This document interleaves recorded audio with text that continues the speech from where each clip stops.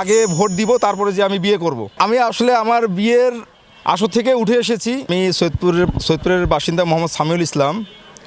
আজকে বাংলাদেশের জাতীয় সংসদের 13শ সংসদ নির্বাচন।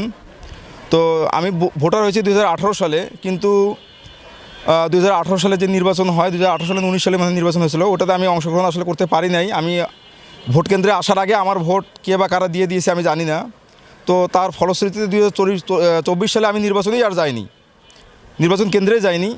তো আজকে 13শ জাতীয় সংসদ নির্বাচন আমি অত্যন্ত উৎসাহী, এবং আমি যে বিয়ের পোশাক পরিহিত অবস্থায় এসেছি, যে আগে ভোট দিব তারপরে যে আমি বিয়ে করব।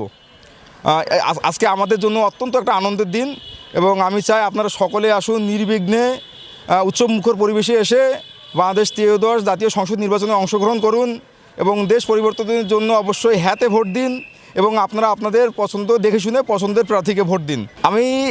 আমি আসলে আমার বিয়ের আসর থেকে উঠে এসেছি, যে আমার যে নির্বাচনী যে অধিকার, আমার যে নির্বাচনের যে অধিকারটা, এই অধিকারটা আগে আমি আমার পছন্দের প্রার্থীকে দিব, দেওয়ার পরে আমি তারপর যে বিয়ে করব।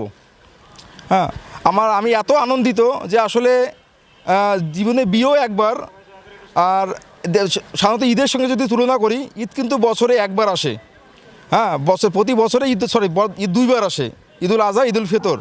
কিন্তু আমরা আসলে এই অর্জনটা আমরা দীর্ঘ 17 বছর পরে করেছি, এবং ধরতে গেলে এই নির্বাচনটা আজকে আমার জীবনের প্রথম নির্বাচন। কারণ 2018 সালের নির্বাচনে আমি অংশগ্রহণ করতে পারি নাই, 2024 সালের নির্বাচনেও আমি অংশগ্রহণ করি নাই। আজকে আমি উৎসব মুখর পরিবেশে এসেছি। আমার নির্বাচনী যে আমানত, এই আমানতটা আমার প্রার্থীকে আমার পছন্দের মার্কায় ভোট দেওয়ার জন্য।